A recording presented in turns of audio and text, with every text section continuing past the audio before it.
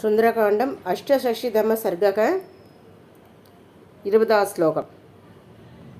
अशक्रदैर्महाभागैः वानरैर्बलदर्पितैः प्रदक्षिणीकृता भूमिः वायुमार्गानुसारिभिः मत्विशिष्टाततुल्या च शन्ति तत्र वनौकशक मत्त प्रत्यवर कश्चिन्नास्ति सुग्रीवसन्निधौ अहं दावदिगप्राप्त किं पुनस्ते महाबलाः न हि प्रकृष्टा प्रेक्षन्ते गीतरे जनाः ततलं परिधापेन देवी मन्योर्व्यवैतु ते एकोद्भातेन ते लङ्काम् एषयन्ति हरियुतभाः मम पृष्ठगतौ तौ च चन्द्रसूर्या विबोधितौ त्वत्सकाशं महाभागे निशंकम्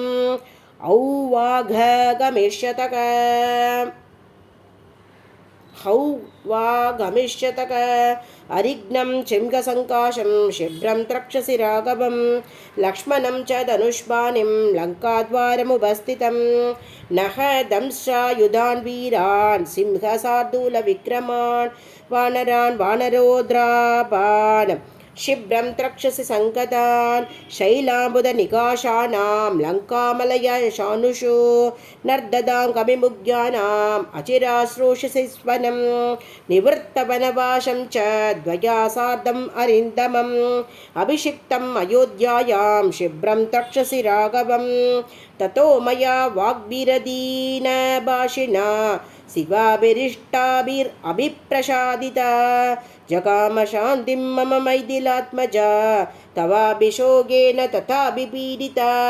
इत्यादि श्रीमद् रामायणे वाल्मीकिये आदिकाव्ये सुन्दरकाण्डे अष्टषष्टितमः सर्गः। श्रीहरये नमः श्रीहरये नमः श्रीहरये नमः।